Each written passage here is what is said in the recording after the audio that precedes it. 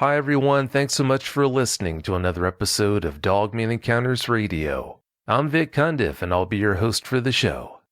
Before we bring on tonight's guest, if you've had a Dogman encounter and would like to speak with me about it, whether in private or on the show, please go to dogmanencounters.com and submit a report. I'd love to hear from you.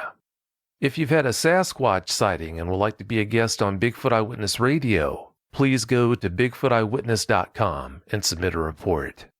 All right, let's bring on tonight's guest. Tonight's guest is Bo. Bo, welcome to the show. Thank y'all for having me. Oh, thanks for coming on. We appreciate your time. Bo, please give us a brief bio on yourself. I'm from Tennessee. I'm 24. Joined the Army straight out of high school. Hunting, fishing, basically my life since I was born. But now it's me and my fiance and our daughter, and couldn't be happier. Before we continue, I just want to thank you for your service to our country. I appreciate it. Thank you. Oh no, thank you, like I said. How did you find out about the show, and what were your thoughts when you found out about all the eyewitnesses who have had encounters with dogmen when you did? I was listening to a podcast on YouTube, actually, and there was a thing that had said Dogman, and it made me think about my encounter, and all I ever knowed them by was werewolves, or, just a critter for that matter.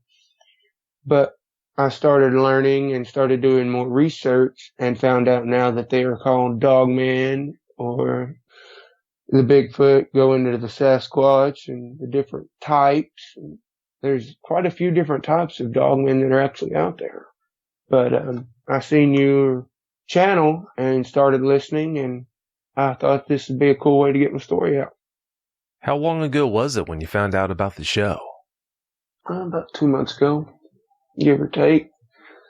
I know you had that other channel on here as well, and I've been listening to it as well. But I didn't want to seem too crazy with it because I've never really told many people about this. So I wanted to try to take a step and see if getting it off my chest will help. Well, we're glad you came on and decided to do this. Has the info about dogmen you've turned up through studying them made you more unsettled or more at ease? A little bit of both, honestly. The dogmen the two that I'd encountered first, they look like Van Helsing's werewolf, so it was completely just earth-shattering for me. But I'd already seen a set of cryptids before that, so it hadn't been a complete, total shock. It was just something that I'd instilled so much fear and so much raw anxiety and just awe at the amount of muscle and how strong these creatures are. So I started trying to find out as much as I could. Yeah, it is a lot to take in. There's no denying that. Well, Bo, you've got a lot of details to share with us about your encounters tonight, so let's get to it now. Please give us every last detail that comes to mind. All right. The last 3 or 4 years, I've had Bigfoot or Sasquatch in the area that I've actually built the cabin, and through the years, I'd seen them here or there, walking the deer trails. But when I had first seen a dogman, I had been hunting, or got up that morning about 6, and me and my fiance, she had to go to work. So I made her breakfast, and she decided to try to make me a little lunch to take with me. So we got ready. I took her to work. She's always been real amazing on everything. She does a lot for me. When we got to her work, she told me, same thing as every time I'd go hunting. Bring me back something good and give her a kiss and headed off like every other morning. Heading into New River is absolutely gorgeous. Anybody that's been in the backwoods of Tennessee will tell you there's nothing like it. New River itself is a completely amazing place. There's not a lot of places around here like it. It's real thick. You've got places that are real thin. All these different areas that a man could be able to walk around and explore and find new things. But when I got up to my tree stand, I've had since when I first started hunting there, the woods had seemed extremely quiet and just pin drop silent that morning. And that it's never a good sign because that's a sign of a predator being around. And people will think, oh, they've seen a dogman, it's a bear. I've seen bears in the river. I know that when a predator's around, the woods will get quiet. But I went in, hunted like anything every day, nothing to do. Around noon, I decided to walk out and grab a sandwich, go grab a drink, and to walk out, everything's still just dead silent. When I got there, I sat down, ate a sandwich. My fiance had actually ended up writing a note telling me, good luck, that she loved me. And that gave me another little boost of wanting to make her proud and bring her home to me today. And I wanted to make sure that I had made her proud, really. So I headed back down, and this gully that I have to walk to my tree stand is in between two real long open ridges that make it perfect for hunting with a rifle. So as I'm walking down this ridge, there's a small trail that runs about halfway up to one side on your right, and I'm heading down it. About halfway down it, there's this big thicket on the right. And as I started, it's so quiet all morning that one small twig break and I stopped. I heard something new, so I stopped. And looking toward the sound, I noticed a little bit of movement. Didn't hear nothing, which I thought was kind of weird as well. The noise didn't surprise me because I could see the movement. I still couldn't hear it, which is amazing to me that something moving so close and I couldn't hear it, being that the woods had been so quiet all morning. But as I'm standing there, I notice it start coming closer, and I start noticing that it's this golden brown. So I stop. I set my rifle up into a position where if it's a deer, I'd have a shot at it. And I always want to make a clean, ethical kill when I do. But as I'm sitting there, I just start to realize this thing is absolutely massive. As it's coming out, I start hearing this grunting and wheezing sound. And I'm thinking, oh great, it's a big buck because it's so deep and it's so just primal hearing that grunt the way that it was sounding. And as he come walking up, I noticed this thing is absolutely massive. But as it had been coming out, I realized the shape of this thing is completely off. It's not a deer. Then, what in the world could it be? About that time, it just stands up on two legs. I'm about 6'6". The thicket that it had been standing in is just above my head. And this thing's standing a foot, maybe two above it. And all I see is this, basically the Van Helsing's werewolf in the end scenes, but brown. He is absolutely just a massive head. Just, you could see the teeth, the big canines hanging out of his mouth, and he's kind of up in the air sniffing, looks like he's trying to win. And at that moment, I'm realizing, wow, what in the world am I seeing? Well, as he comes and starts sniffing, all of a sudden it snaps its head toward me. In that moment, my heart sank, and I know that it was going to be bad. In that moment that everything just stopped. The big thing in the back of my mind started running, my old lady always telling me to be careful and be safe in the woods. Better safe than sorry. But seeing him when he looked at me, just them gold and amber eyes and the amazing color that he had as it stepped out, this thing, it looked like the biggest bodybuilder I've ever seen, but covered in fur. And I'm kind of freaking out at the moment, but I'm realizing if this thing comes at me, I'm going to have one shot that I have to make it count. Well, it lets out this deep, primal, almost demonic growl, and my heart bottoms out. I mean, there's no true way to explain it besides I just know right then that this could be my last moments. Then, when hearing this growl, he starts to lower back down onto all fours. Well, I hear something break a rather large limb behind me. I spin around, and about 20 yards from me, there is this about 9 foot tall, jet black werewolf.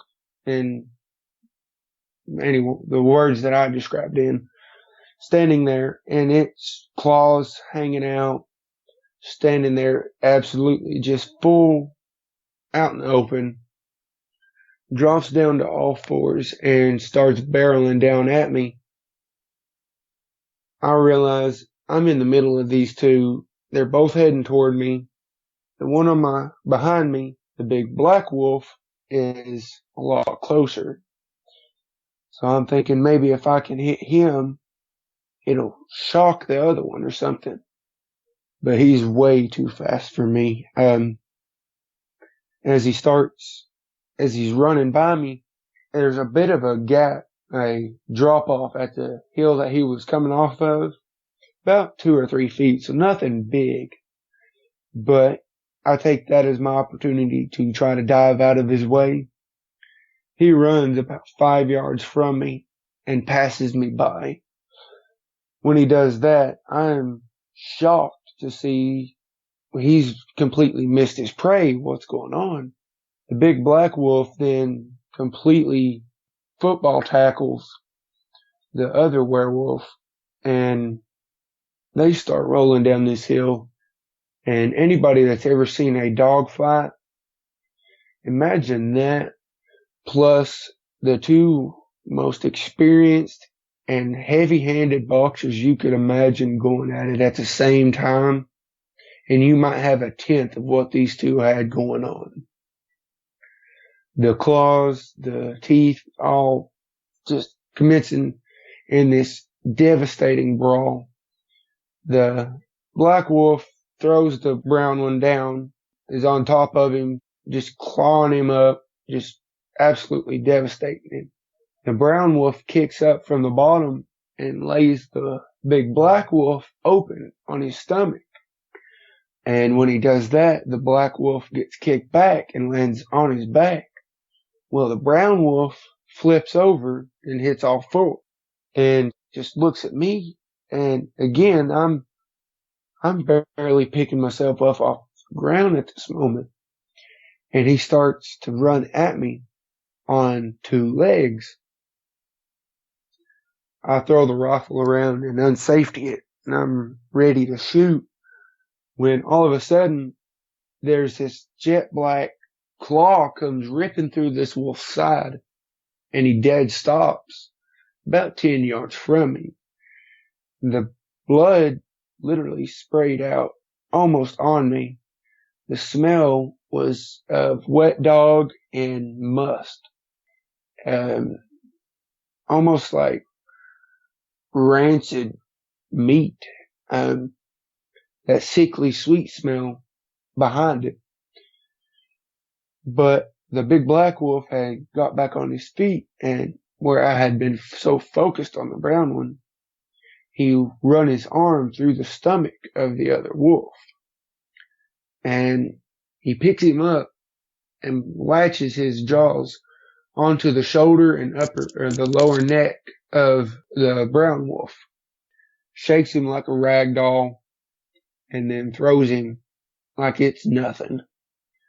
He bounces, flips and flops across the ground, rolling down the hill.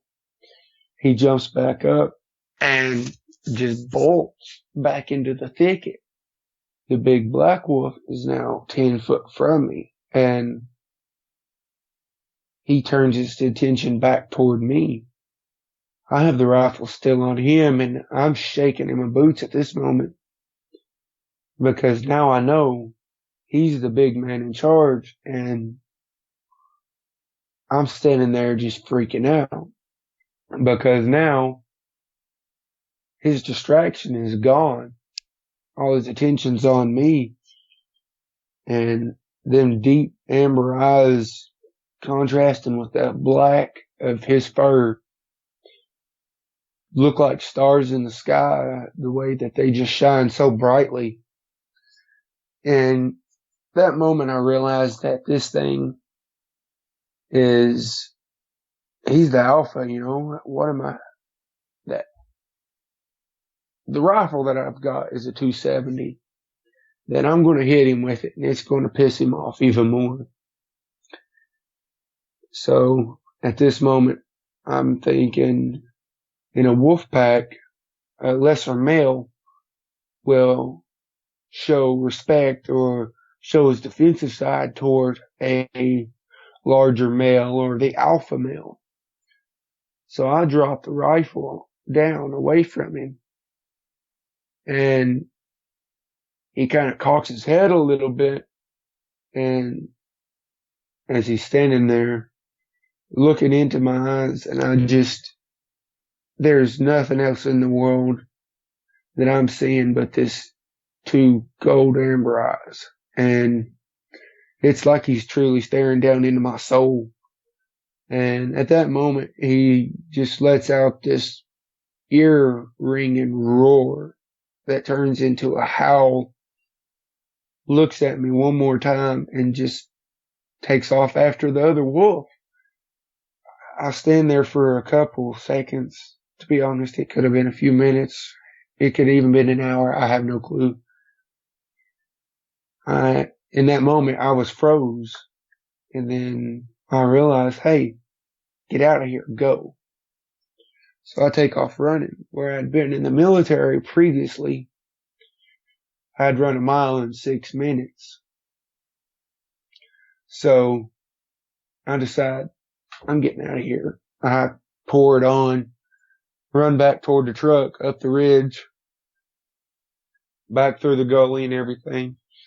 Getting back to the truck, I come sprinting up to the truck, trying to dig in my jacket to grab my keys out. And my heart sinks again because I see blood drip, just look like someone took a 5-gallon bucket and drenched the side of my truck in it. And I'm freaking out now because the last thing I seen bleeding that bad is the brown wolf. So I'm standing there. I stop reaching in my pocket and grab the rifle around, unsafety it, and head toward the tailgate. As I'm walking up, the blood that is on the truck, there's so much of it that I'm not sure if the animal in the back will be able to jump up and grab me. But I'm not going to take any chances. I walk up and shove the rifle up into the bed of the truck and realize there's a doe laying in the bed of my truck. Looking around, I see nothing. But I remembered, hey, get out of here, go. I jump in the truck, start it, and from the start, I throwed it in drive, spun it around, throwing gravel rooster tails, and I never let out of it. My dad used to race dirt track, so he taught me how to drift and how to slide through curves. I took every curve coming off the mountain sideways. I was in true just panic, just absolutely just fight or flight, I should say. I was just trying to get out of there and do the best that I can just to keep it in the road, to get as much distance from them as I possibly can at that moment. Getting out of there, I hit the main road, or the back road. So I start calming down a little bit, trying to figure out what in the world's going on, just trying to basically let everything sink in. But the entire drive is just a blur to me, all the way back to the diner. I come walking in, TJ sees me, and she sees I've got a little bit of blood on me, so she's thinking that it's, good news. And then she realizes I'm in complete and total shock as she comes walking up. She's, "What's wrong? Is everything okay?" I tell her, I need to go home. You need to come with me. I want to go home. So she tells her boss, she's got to take me home. We get back to the house, and I tell her, "Look, this is what's happened. I don't know what to do. I don't know what to think." But me and her both decide that, maybe it's better that I tell everybody that I hit the deer with my truck. Because around here, a lot of people are religious or set in their ways. So if you was to tell them, I seen a werewolf, they're going to look at you like you're crazy or on drugs or something, So we tell them that basically I hit the doe and it freaked me out because it was on a blind curve. Last year I ended up hunting in a different spot at the very end of rifle season. Early January, I decided to go back to New River again, back down to the camper to make sure everything's still standing, or the cabin, I should say. Make sure everything's still standing and is okay, which it was, and I was happy about that. But I ended up hunting up there that day, and that definitely helped me get back able to hunt in that area. Here recently, about a month ago, this Saturday it'll be a month, this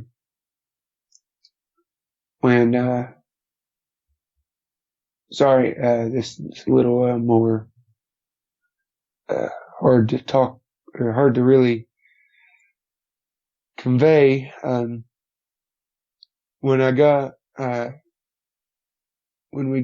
Me and my fiance go hunting together quite a bit. There's no woman in the world for me besides her.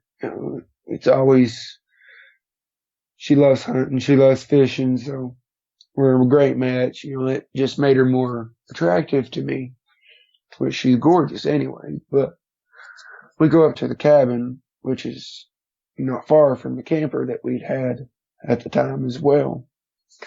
But being me and her, we decided to go to the cabin. It's a little more, I want to say, luxurious. We got a better bed, a wood stove, a little bit easier to cook, clean, and stuff like that around there. And we get in there and, set up, get everything out and airing out so it don't smell like plastic or soap, really.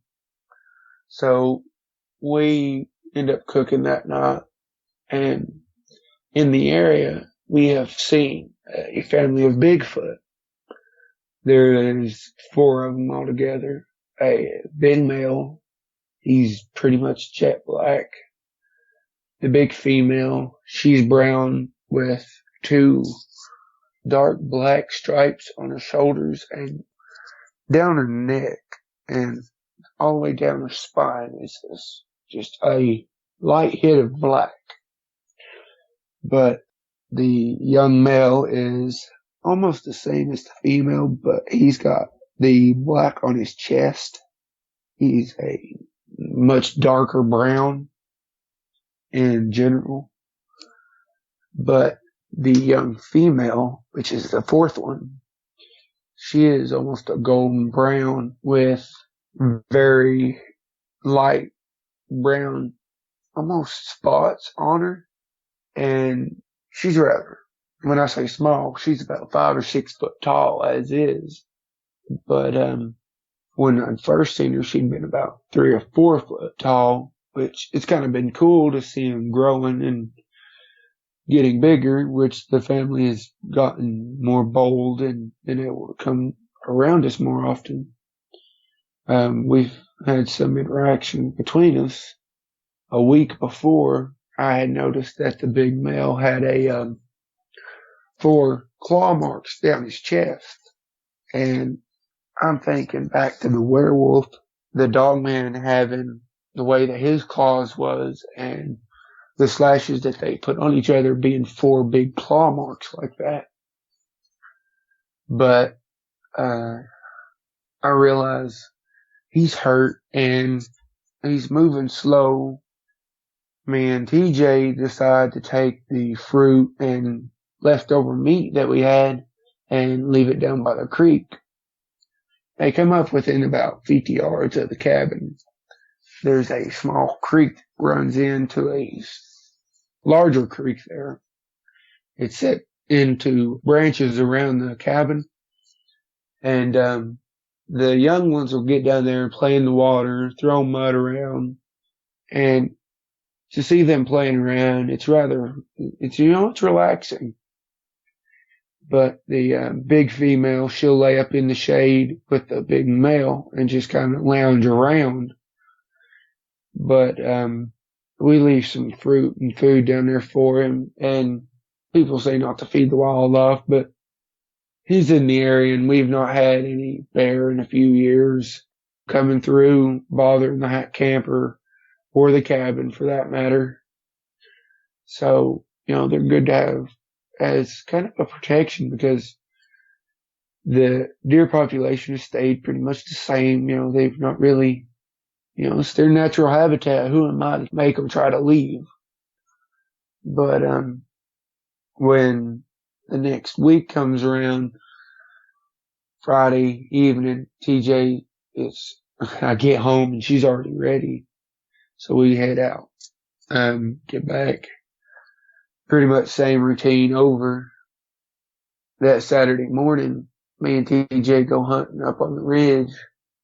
As we're coming back down, we're having a conversation that, we've not seen or heard the Bigfoot hollering or making any sounds since last weekend.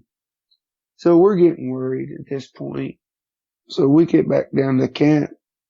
We decide, we're going to do supper. And as I'm inside, I asked TJ to walk out and grab a bottle of Jack Daniels out of my truck. Well, she does. She comes busting back through the door, and I start, trying to, wait, what's wrong? I'm freaked out for a second. She's like, hey, I think our big neighbor's coming up the creek here. I seen him walking. Seen something walking. I was like, okay. So I turned the camp stove down on low so we can walk out and watch him come up and make sure he's still okay. Well, we walk out onto the porch, and on the porch, there's no screen. There's just a railing there. And on the railing, we walk up, light a cigarette. I hand it to DJ and light mine. We start watching, and he's still about 100, 200 yards down the mountain from us.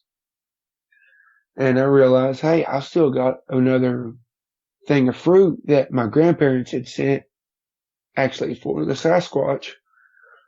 And I take it down there by the creek. Well, TJ walks down there with me. Well, as he's walking up the creek bank, the way that it is down through there, it's kind of a small thicket right there, which it's thick enough that before I've had the tree stand be messed up and I'm working on it on the truck, on the tailgate, and the young Bigfoot actually hide in there, run up behind me and make a loud whooping sound and scare the devil out of me. Spinning around, I realize, hey, it's just the Bigfoot.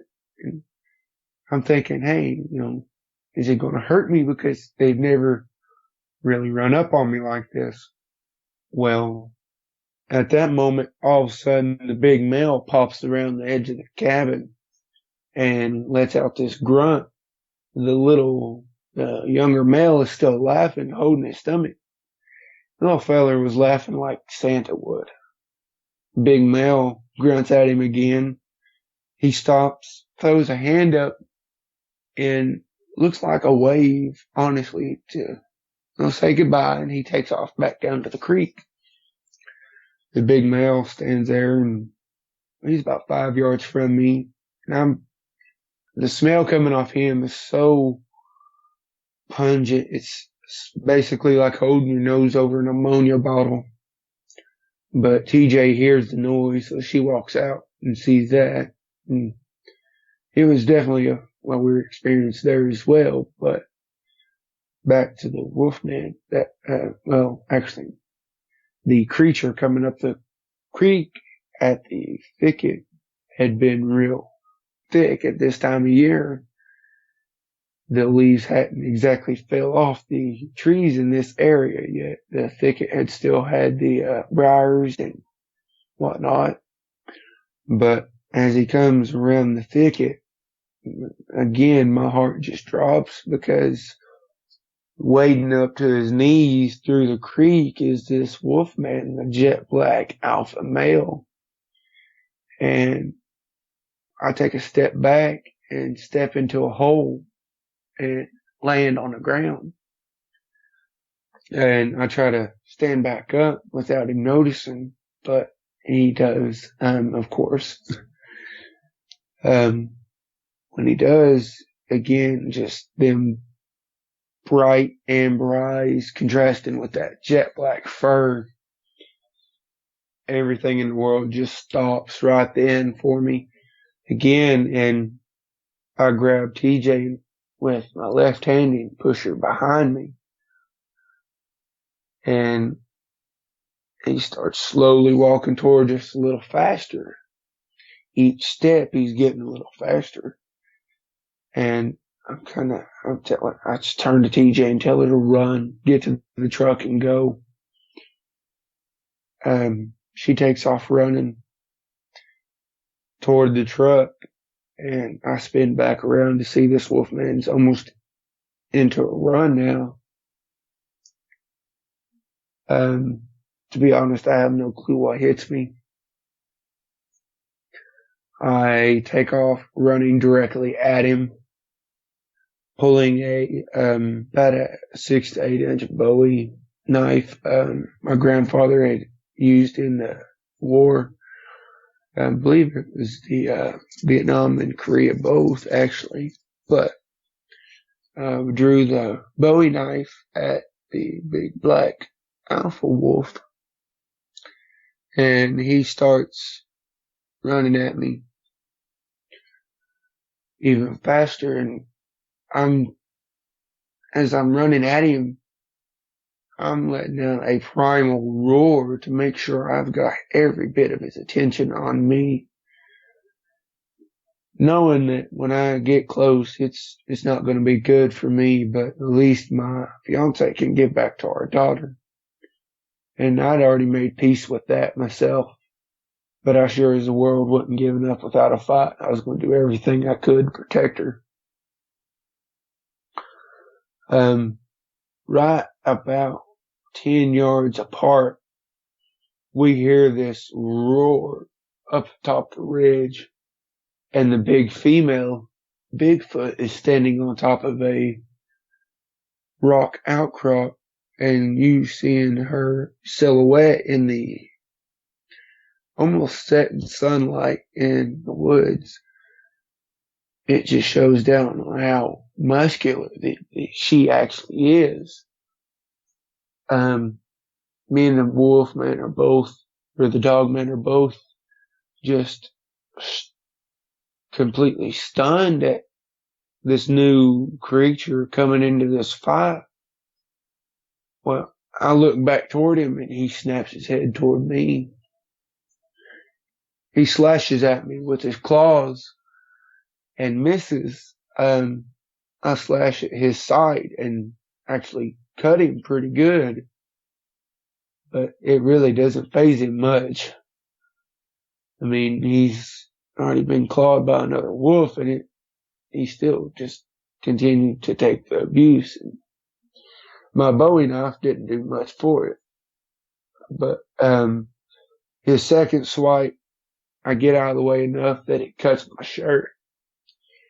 As he comes with his left hand back across, the third one was with his right hand, I believe. And it catches me in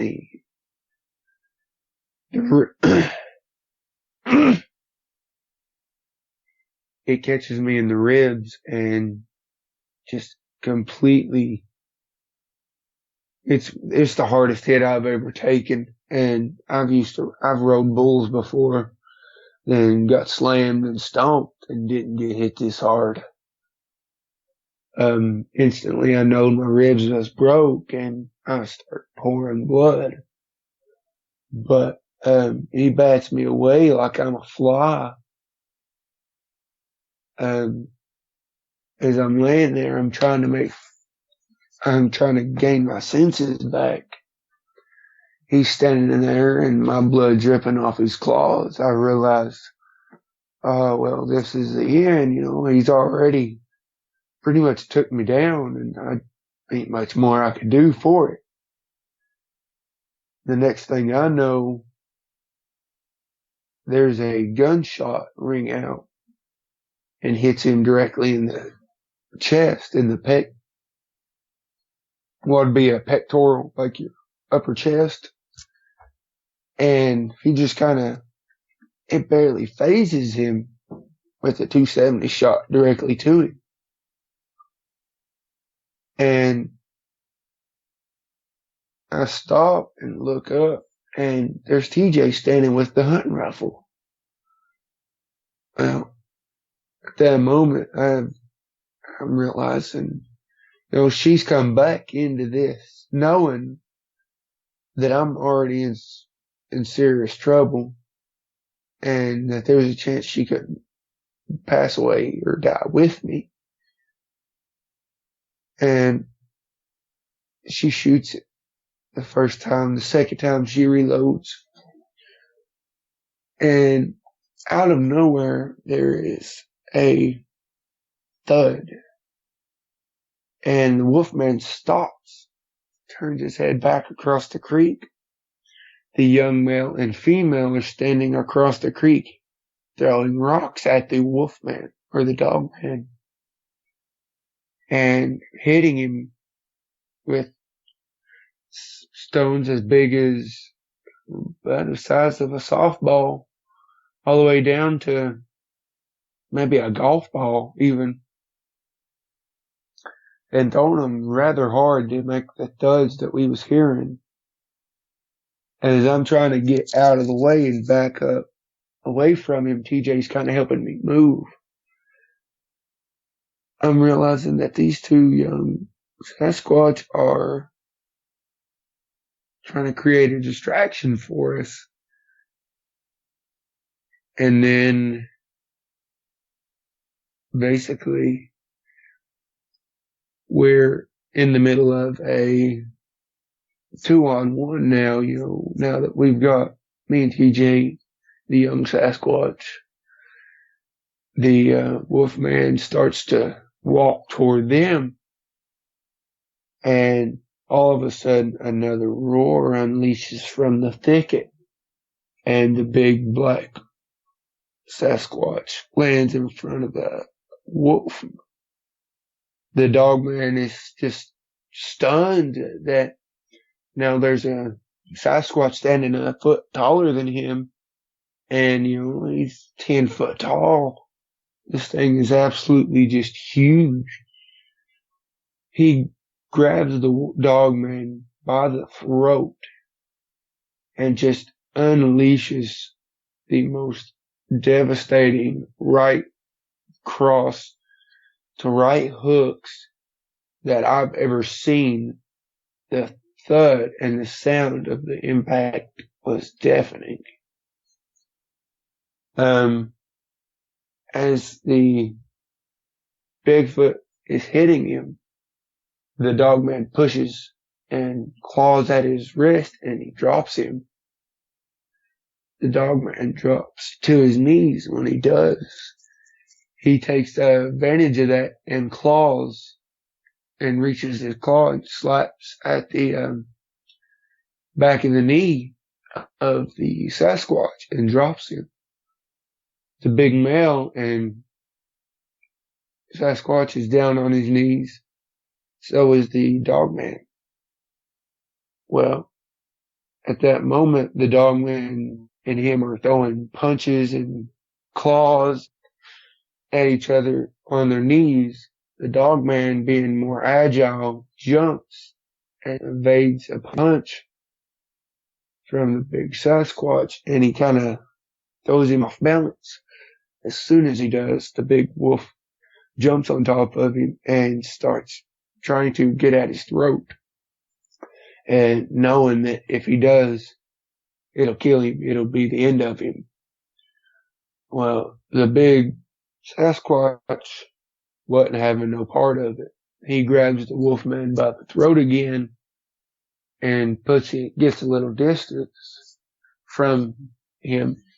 But the wolfman, or the Dogman, still being on top of him, is just clawing up the Sasquatch's stomach, the arms, the face.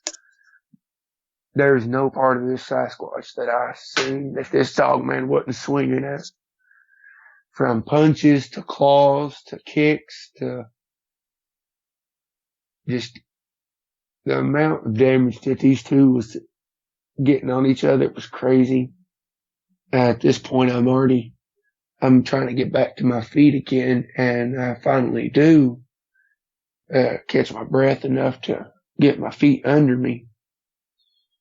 And TJ's trying to hold my side as she hands me the rifle. And I'm starting to pull the rifle up onto the Dogman. I was going to shoot him and help the Sasquatch. Out of nowhere, I see a log about the size of a telephone pole come swinging in and hit this Dogman in the face. I mean, absolutely hits him and drills him. Knocks him back onto his back, and it's only about 4 foot long, but in the 8 foot to 9 foot female Sasquatch's hands, she smashes it down on the Dogman's stomach and chest, and it breaks. Granted, it was a fell tree or a rotted log or whatever have you. So after that impact, the Dogman lays there for a second, not moving. And I'm thinking, is he dead? And I start feeling a moment of immense relief. Within the blink of an eye, this thing is back on 2 feet. And I realize, he's hurt, but he's not dead. The wolfman then lets out a pained yelp and almost falls to the ground again. But he manages to keep standing.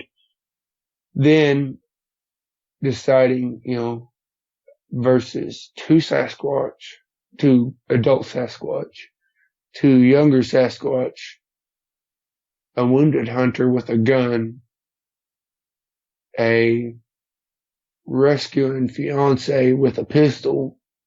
he's outgunned and outmanned. He takes off running back down the creek, and instantly we're all letting out a sigh of relief that he's gone. But the biggest thing, honestly, is that I look over and the female Sasquatch is emitting this low, soft clicking and popping noise at the male, and as she's bent down there trying to help him up. The male sits there for a second, kind of composes himself. He does get back to his feet, standing strong again. Then, realizing that he's back on his feet. I'm so relieved to see that he's okay, because he literally saved mine and my fiance's life. And, he decides that then he just kind of looks at me, and it was almost a human smile that come across his face. And he starts letting off a clicking noise toward me with an outreached hand with his palm facing up. And at this point, I'm realizing how cut up he is. Seeing the water and blood drip off of him, I'm realizing that he's really hurt, But, he's letting off this soft clicking as the female checked on him. He's checking on me. And, that felt amazing in the first try. But I kind of shook my head and actually gave him a thumbs up. And he shakes his head in almost acknowledgement, like he understood what I had said. I'm good. He shook his head in a yes motion. And me and TJ both we're amazed that we're standing 5 foot from a big male that saved my life, a big female that saved all our lives, and 2 young Sasquatches that created this distraction that let TJ get the gun in the first place. And the big male turns and points at the young male and kind of grunts. The young male walks over, grabs the basket of fruit, which is apples, and there's a couple pears, bananas. We'd had pork chops the night before, and we always make 4 extra of everything for them. And the young male went over and picked up the box, which it's kind of funny that a box that takes me carrying with 2 hands, he puts underneath his arm like it's a book. They all 4 start heading back up the ridge through the thicket. And at the top of the ridge, there's a cave that have leaves where they're all staying at.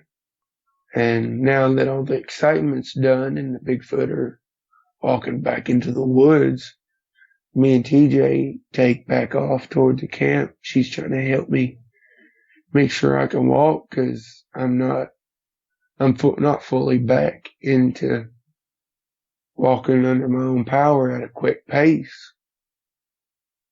We get back into the camp, and she rips the rest of my shirt off because truthfully, it wasn't held on by much.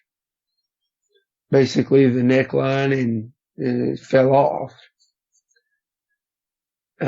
She starts helping me with the cuts and slashes on my stomach and chest from where the single hit that he did land. It broke my ribs and laid me open pretty deep, actually. But,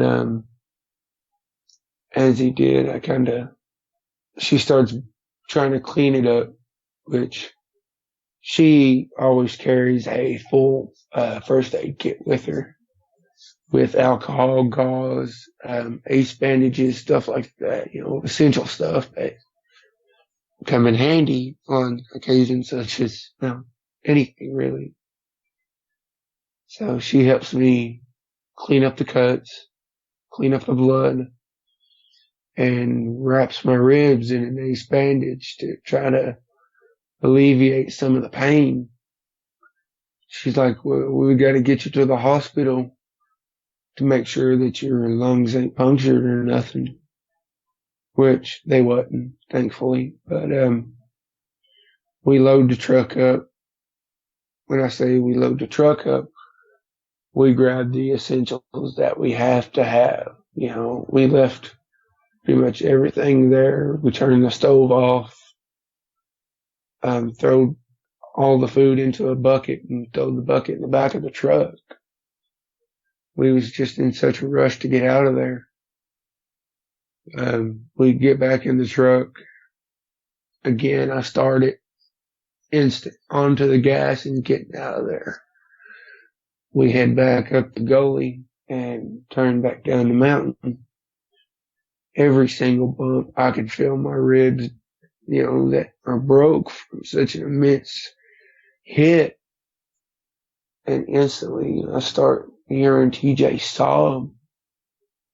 And I start slowing down a little bit. I'm trying to make sure everything's okay with her. And she's just keeps saying that I'm so thankful that everything's okay, that I'm okay, that we survived it. And it was amazing to me having somebody that come back to save my life. In the Army, we had in service of any kind, really, when one soldier goes down, the others step up to help. My fiance has never been in the military, but even she reacted faster than most of the people that had done great through basic training. But we start heading back down the ridge, and I'm trying to comfort her, but keep going at the same time. And she starts laughing. And I'm like, okay, what in the world's so funny here? She's like, you've seen the big Dogman fight. Now you have been in the Dogman fight. Can we be done with the Dogman now? And, we're trying to make light of the situation. I laugh a little bit, but, I'm so freaked out that once we get off the mountain, again, it's just a blur all the way through the back roads to the main road. Jump on the interstate and head to the hospital.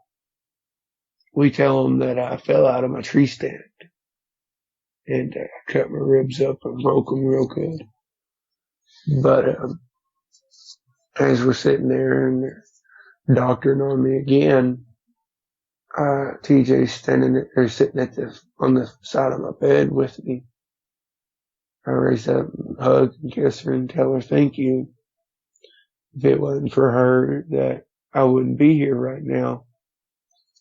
And she smiles and says, behind every great man is a better woman. And for me, I know I may not be the best man in the world, but truly I have an amazing fiance for her to do stuff like that for me. But we're thanking each other she's basically thanking me for going into a fight stacked against me 10-1, and basically tells me it's the most romantic and heroic thing she's seen. But it was definitely, it's definitely something I won't forget. And, 3 weeks later now, my ribs are still broke, but we went to New River yesterday and went and checked out some trail cameras that we'd set up to see if the Wolfman or Dogman had still been in the area, which, thank God, it wasn't on the camera anyway. But we decided that we're not going to let the Dogman run us off from our second home and from our second family now. And I wanted to make sure that the Sasquatch was still okay. As we get in the truck, I hear a wood knock behind me. Sounds like two 2x4 smack. And the big male is standing there. And he's standing across the creek out in the open. And it's amazed me that he recovered so well after taking so much punishment. And I took a tenth of his punishment, and he recovered 10 times faster than me. But it was definitely something we'll never forget. But I know from now on we'll definitely be more careful about what we do up in New River anyway. Wow, what an experience. I can only imagine what that must have been like. Do you have any pictures of the slashing wounds that big black dog man gave you? No, but I might be able to get one off my phone here. I busted my camera a few weeks ago that day, but I'll see if I can't get one sent from my fiance's phone over to mine, and I'll send it in for you. Okay, great. I appreciate it. Would you mind if I posted any pictures you send me on tonight's show? That'd be fine. I mean, that would definitely let people know that this is not just some crazed person coming up with some story. And I do appreciate you allowing me to share this. Oh, no. Glad to have you on, and we just appreciate you coming on to let us know about this. Well, I'll tell you what, Bo, I've got a ton of questions to ask you, but unfortunately we're out of time. Would you be willing to come back next week so I could ask you all those questions? I'd be happy to help as much as I could. Oh, great. Well, we definitely appreciate it. Well, Bo, I can't thank you enough for coming on the show tonight and sharing those experiences with us. I really appreciate it. You're more than welcome. Like I said, I really appreciate the chance to be able to get this off my chest and be able to actually get my story out there to maybe help somebody else that has a story or an encounter that is too shy or too scared to be thought of as some whack job, to be able to get their story out and create more awareness for people in the area to know that, hey, there are things out there that, you know, we don't exactly have answers for. Yeah, unfortunately, that's the truth. Thanks again so much for coming on the show. We'll talk to you next week. If you've had a Dogman encounter of your own and would like to speak with me, whether in private or on the show, please go to dogmenencounters.com and submit a report. I'd love to hear from you.